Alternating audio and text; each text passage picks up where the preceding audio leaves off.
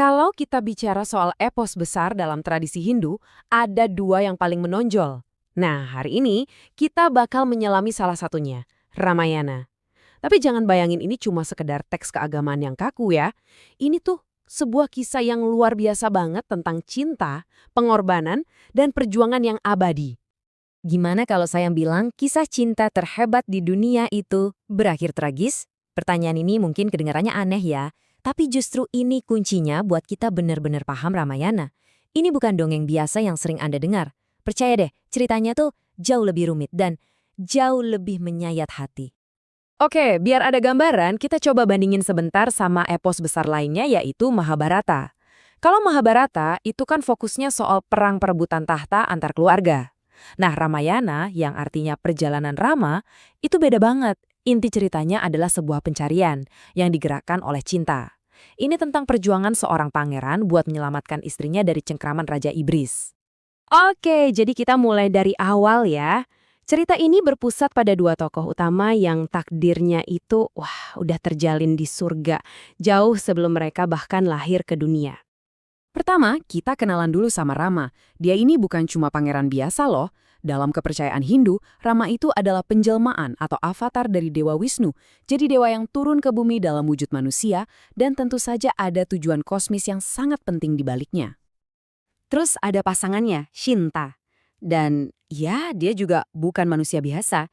Shinta ini adalah penjelmaan dari Dewi Laksmi, yang notabene adalah pasangan abadi dari Wisnu.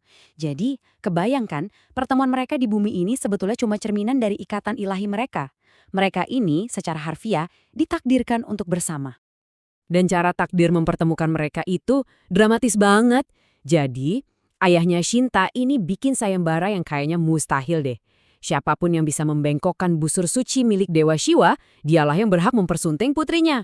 Para pangeran dan raja paling kuat dari seluruh penjuru negeri coba, dan semuanya gagal total.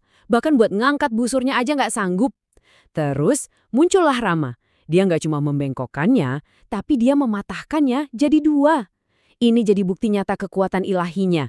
Sebuah pertanda kalau persatuan mereka emang udah direstui langit. Akhirnya mereka menikah. Harusnya ini jadi awal dari dan mereka hidup bahagia selamanya kan? Tapi ya, seperti yang sering terjadi dalam kisah-kisah epik, ada aja intrik istana dan janji masa lalu yang tiba-tiba muncul buat menghancurkan segalanya. Nah, ini dia momen yang mengubah alur cerita. Ratu Kaikeyi, istri kedua sang raja, tiba-tiba menagih janji lama. Dan permintaannya ada dua. Dua-duanya bikin hancur hati. Pertama, putranya sendiri, Bharata, yang harus jadi raja, bukan Rama. Kedua, Rama, pewaris yang sah, harus diasingkan dari kerajaan selama 14 tahun. Karena terikat sumpah, sang raja nggak punya pilihan lain. Dengan hati yang hancur lebur, dia terpaksa menyetujuinya. Disinilah kita lihat kebesaran hati Rama dan pemahamannya soal dharma atau kewajiban suci. Tanpa ragu sedikit pun, dia terima nasibnya demi menjaga kehormatan ayahnya. Dan yang lebih bikin terharu lagi, Shinta dan adiknya yang super setia, Laksmana, juga nunjukin dharma mereka. Mereka nolak buat ninggalin Rama. Mereka lebih memilih ikut menemani Rama menjalani 14 tahun pengasingan yang berat di hutan. Awalnya, kehidupan mereka di pengasingan itu sebenarnya damai-damai aja. Tapi, semua berubah saat sang antagonis utama masuk ke dalam cerita dan memicu konflik terbesar dalam epos ini. Dan inilah dia, sang antagonis. Rahwana, Raja Iblis berkepala 10 dari Lanka. Awal mula masalahnya sebenarnya sepele. Adiknya, Surpanaka, coba menggoda Rama dan Laksmana, tapi ditolak mentah-mentah. Merasa dihina, Surpanaka pulang dan mengadu ke Rahwana. Nah, inilah yang menyulut amarah sang Raja Iblis dan membuatnya bersumpah untuk balas dendam. Perlu diingat, Rahwana ini bukan musuh kaleng-kaleng. Dia ini kuat banget, bahkan dapat anugerah dari Dewa Brahma yang bikin dia kebal dari serangan dewa atau iblis manapun. Tapi, ada satu celah fatal. Saking sombongnya, dia lupa minta kekebalan dari manusia. Nah, ini dia kuncinya. Ini alasan kenapa Wisnu harus turun ke bumi sebagai Rama, seorang manusia. Karena ya, cuma manusia yang bisa mengalahkannya. Rencana penculikan Rahwana ini cerdik banget. Dia nggak pakai kekerasan langsung. Justru dia manfaatin kebaikan hati Rama dan Shinta. Jadi gini rencananya.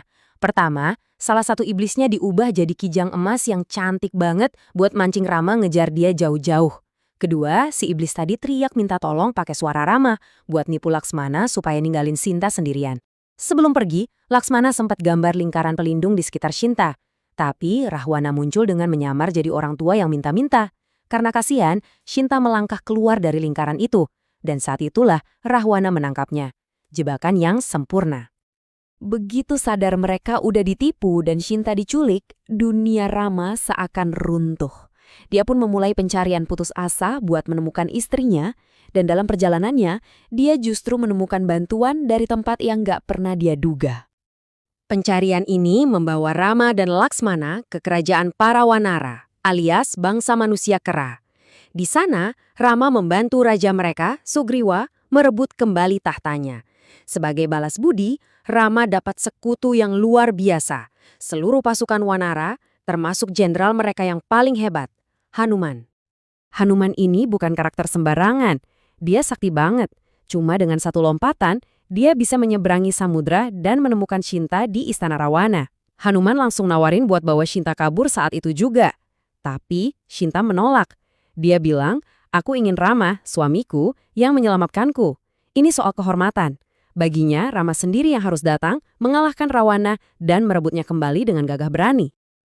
Oke, lokasi Shinta udah ketahuan. Sekarang, panggung buat pertempuran klimaks sudah disiapkan. Pasukan kera pimpinan Rama siap menyerbu benteng sang Raja Iblis. Dan perang yang terjadi skalanya kolosal. Pasukan Wanara membangun jembatan terapung melintasi lautan, sebuah keajaiban. Mereka melawan monster-monster mengerikan, kayak Kumbakarna, adiknya Rawana yang segede raksasa. Tapi game changernya datang dari Wibisana, adik Rahwana sendiri. Dia nggak tahan sama kejahatan kakaknya, jadi dia membelot dan ngasih tahu rahasia terbesar Rahwana ke Rama. Kelemahannya ada di pusarnya. Berbekal info krusial ini, Rama melepaskan panas saktinya, tepat sasaran, dan berakhirlah kekuasaan sang Raja Iblis. Oke, Rahwana kalah. Shinta akhirnya bisa diselamatkan. Masa pengasingan mereka juga bakal segera berakhir. Seharusnya ini jadi happy ending kan? Tapi justru disinilah cerita ini mengambil belokan yang paling tragis dan menyakitkan. Ini momen yang paling bikin kaget dan sakit hati. Bayangin, setelah semua perjuangan itu, pas akhirnya mereka ketemu lagi, Rama malah menolak Sinta. Di sini, dharmanya sebagai raja, kewajibannya pada rakyat, bertabrakan dengan perasaannya sebagai suami. Karena khawatir sama omongan orang dan nama baik kerajaan, dia secara terbuka meragukan kesucian istrinya sendiri. Tentu saja Shinta hancur hatinya. Untuk membuktikan kesuciannya, dia menempuh jalan yang paling ekstrem, ujian api. Dia melangkah masuk ke dalam api yang berkobar-kobar, sambil berdoa, jika hatiku tak pernah sekalipun berpaling dari Rama, semoga api ini melindungiku. Dan keajaiban terjadi. Dewa api, Agni, muncul dari tengah-tengah api, membawa Shinta keluar tanpa luka segoes pun. Kesuciannya terbukti di depan mata semua orang. Setelah kesuciannya terbukti, akhirnya Rama menerima Shinta kembali. Mereka pulang ke Ayodhya, Rama dinobatkan jadi raja, dan semuanya kelihatan sempurna kan? Jadi, mereka hidup bahagia selamanya kan? Akhirnya?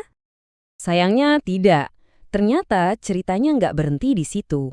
Walaupun kesucian Shinta udah terbukti oleh dewa, gosip di kalangan rakyatnya nggak pernah reda. Dan sekali lagi, Rama dihadapkan pada pilihan yang mustahil, tugasnya sebagai raja atau cintanya pada istrinya. Dengan berat hati, dia memilih tugasnya. Dia mengusir Shinta, yang saat itu sedang hamil anak mereka, kembali ke pengasingan di hutan. Bertahun-tahun berlalu, takdir akhirnya mempertemukan Rama dengan Shinta dan putra kembar mereka. Tapi, saat dia diminta untuk membuktikan kesuciannya untuk yang kesekian kalinya, hati Shinta udah gak kuat lagi. Kali ini, dia nggak minta bantuan api. Dia memohon pada saksi sejatinya, Ibu Pertiwi. Dan tanah di bawah kakinya pun terbelah, menelannya utuh, dan membawanya pergi dari dunia ini untuk selamanya. Rama ditinggal sendirian untuk memerintah kerajaannya, dihantui penyesalan abadi. Sebuah akhir yang benar-benar tragis, yang jadi pengingat bahwa bahkan cinta yang sudah ditakdirkan di surga sekalipun, nggak kebal dari penderitaan paling dalam di dunia manusia.